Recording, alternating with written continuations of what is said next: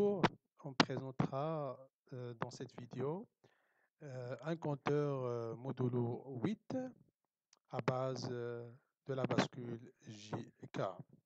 Donc déjà traité au cours aussi au niveau des travaux dirigés.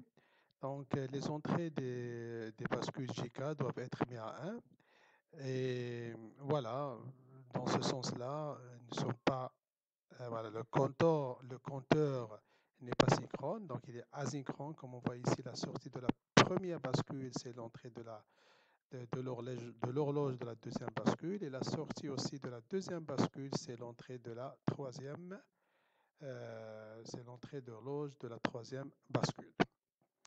Donc, dans cet exemple-là, on aimerait bien forcer voilà, le compteur à décompter de 5 vers 0 au lieu de 7 vers 0.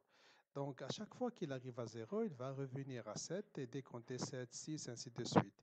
Donc, au moment où on a le chiffre 0, on va inverser, comme on voit ici, hein. Donc, on observe la variation depuis la première bascule, la deuxième bascule, la troisième bascule.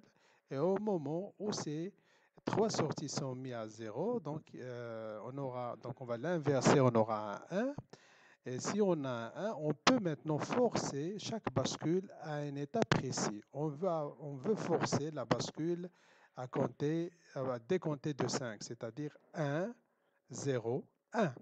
Donc la première bascule, on va la forcer à 1, comme on voit ici. OK.